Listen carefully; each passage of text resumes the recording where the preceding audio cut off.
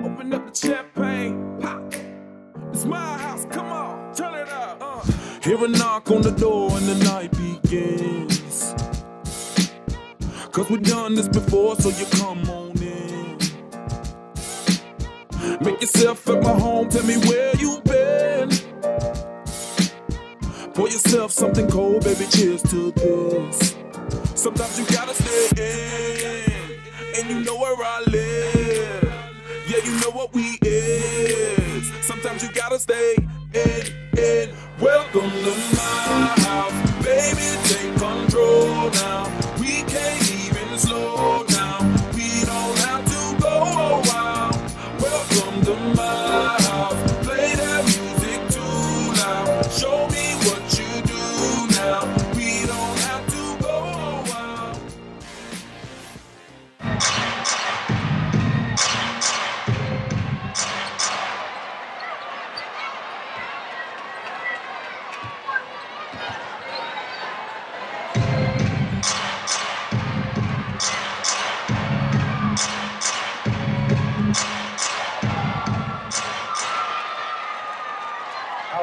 Parker.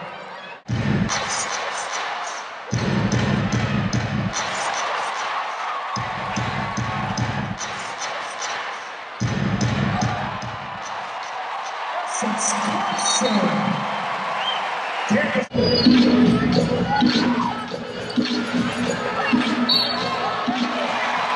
Basket is good for Essex Carson.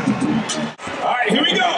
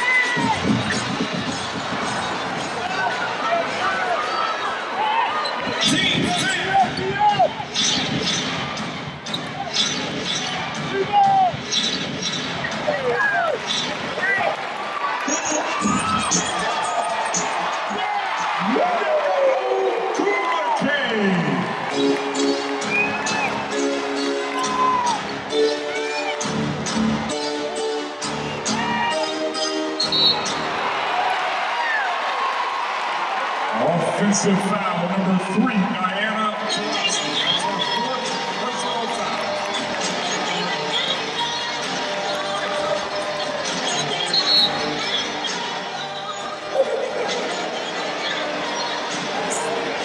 Getting hot in here. All right.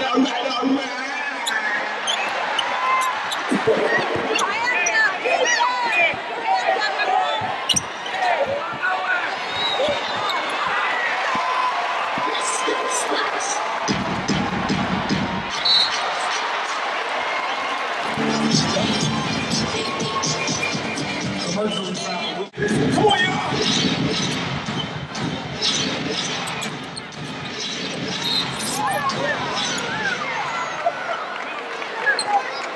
Did she fall?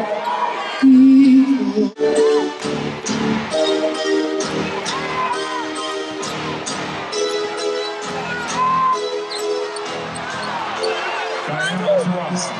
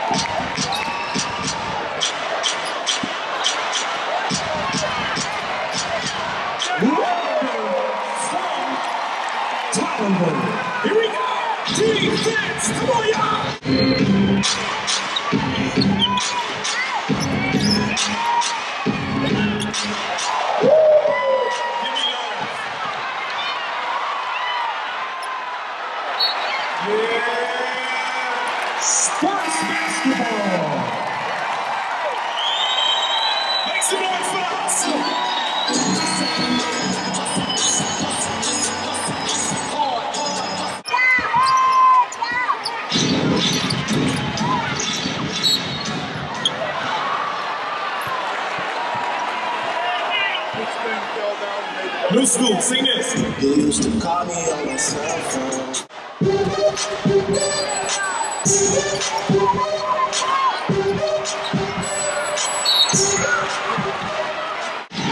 1 minute remaining. 1 minute.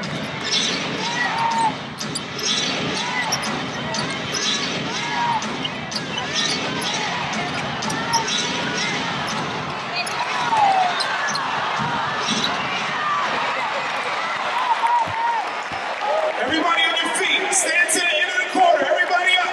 Make some noise for your sparks. Here we go. Loud up.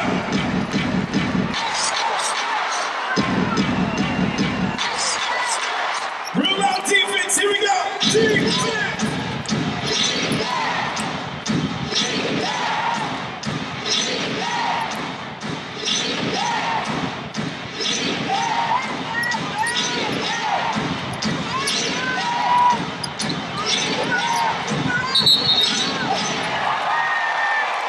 Back in front.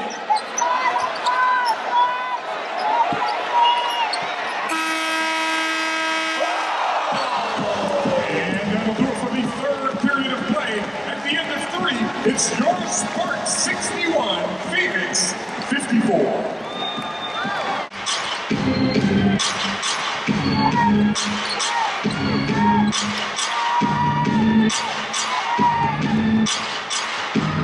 Candace Parker.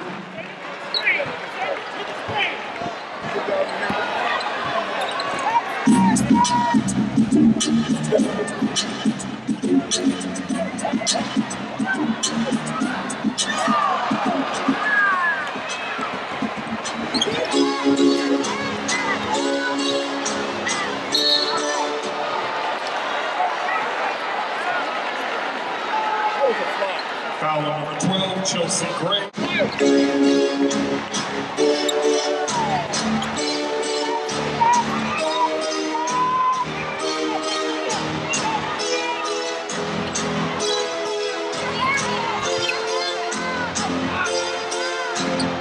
Candace Parker.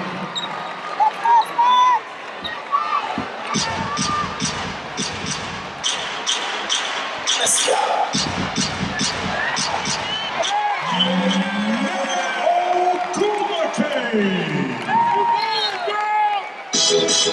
Timeout, Phoenix.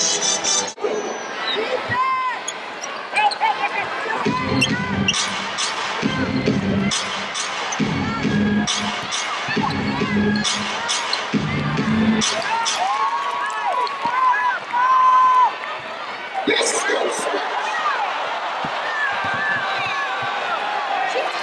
Go on the line.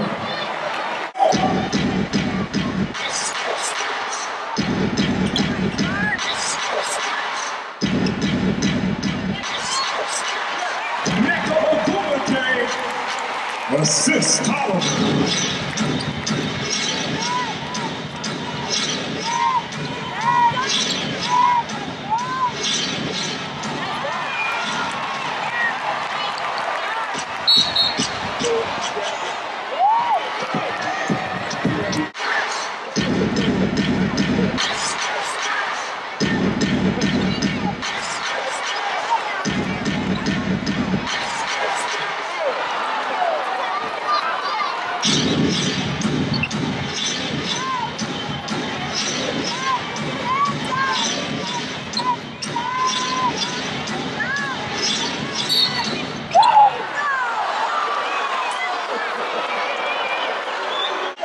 Y'all so crazy. We have a timeout taken.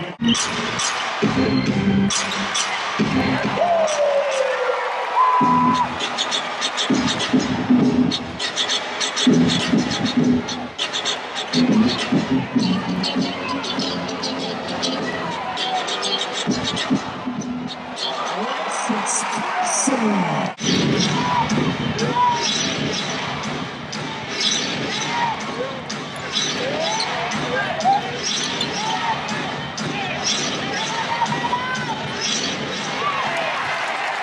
Here we go. 2 minutes remaining in regulation. 2 minutes.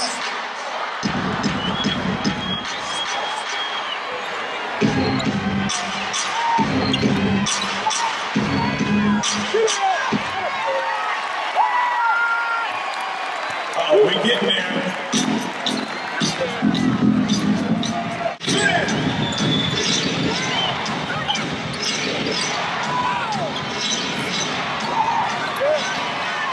Everybody on your feet.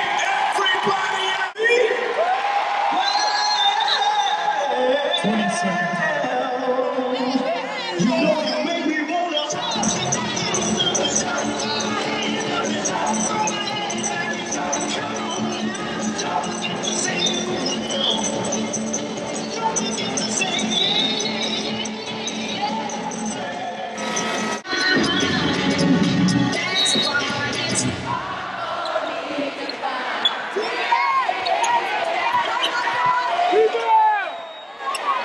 'Taurasi.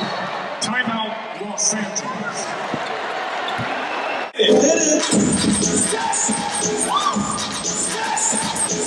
Let me see this. Let me see it. 1, 2, 3, let's go.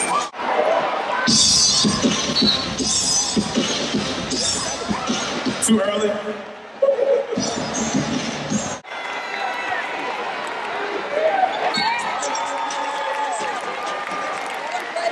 And we have a timeout taken by Phoenix. It's going to be a full timeout.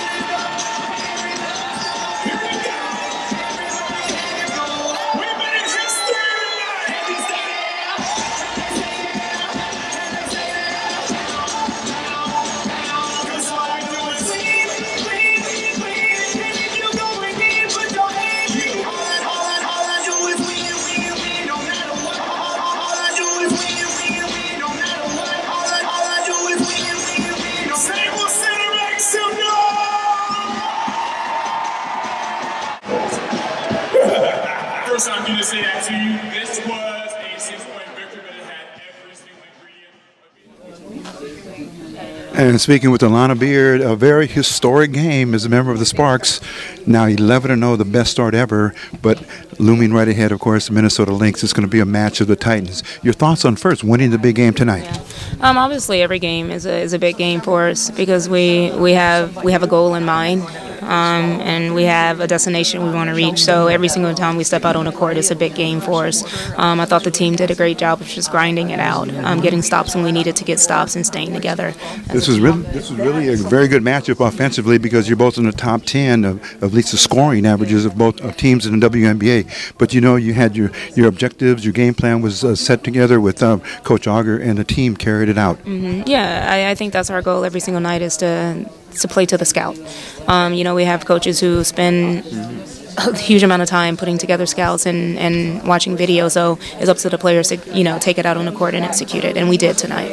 Alana, you've had a tremendous career, 12-year vet in the WNBA. You've got to be very, very happy looking at the young generation of young players that are coming through now, making their mark, finding their niche here, and playing professionally. You got to feel very, very good about that and know that you're surrounded by talent. Yeah, you know, this league has been full of talent, you know, since I've been a part of it, and even before me. So to just see the evolution of it continue to grow, it's pretty cool to see. You have a lot of young players coming in, and they're mature. They know how to be professionals, and I feel like our game is in very good hands with those players. And 20 seasons now for the WNBA, you can be a very proud member of the fact that you've played professionally. Give us a little bit of a resume, some of the top players that you've seen play here in the WNBA. I mean, you can't put it into a couple of names because so many people are a part of building this. Yes. This league. I mean, we have tradition here in LA. You have Penny Toller, Lisa Leslie, Tamika Dixon. I mean, those are the championship teams I grew up watching, along with the Houston Comets, who, you know, obviously aren't in existence right now. But those are the players that I watched, you know, and I saw build this league, and I'm just grateful that I'm able to be a part of it. And now focusing on this march here of undefeated games, 11 in a row. You were a big part of tonight's victory, although not in double figures. You were very close with 8, but it seems that the offense is gelling. 5 players at any given time can score double figures. Yeah. I mean, it's not about scoring, because we have 12 players that can just really put it in the bucket. It's about being great at your role and being great at what the team needs from you. And I think right now everyone understands that, and that's the most important thing. Lana, tell us about the fan base here in Los Angeles, the Sparks, averaging 8,000 per game this season. But again, a very, very good home-based crowd here.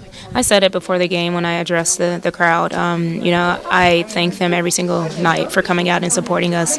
For as long as I've been here, there have been some amazing fans who come out every single night and give everything to us. And that's why we have the advantage when we play at home. And playing in front of a crowd is really enthused because the themes seem to be catching on very, very nicely. Just the other night, Pride Night, tonight, Gospel Night. Your thoughts on knowing that the crowd is having a good time while they're watching tremendous talent on the floor? Yeah, I think our organization, have done a great job, which is, putting together in-game entertainment. Sometimes I catch myself watching, which I hope Coach never hears, but they do a great job of just putting together the in-game entertainment and just making it fun. And quickly, Alana, for some of the youngsters who are watching our program and watching you that are your fans, tell us, if you could, just very briefly, where it started. Where did that burning desire, the passion for the game start? Yeah, I grew up playing with my brother and his friends, my mom and my dad, also playing with them, but it's something that I developed.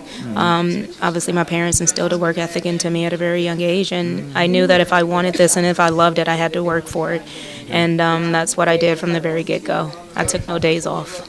Okay, and now the younger generation, they can see professional basketball, so it's really, you become more than just a player. You're a role model to many youngsters around the country.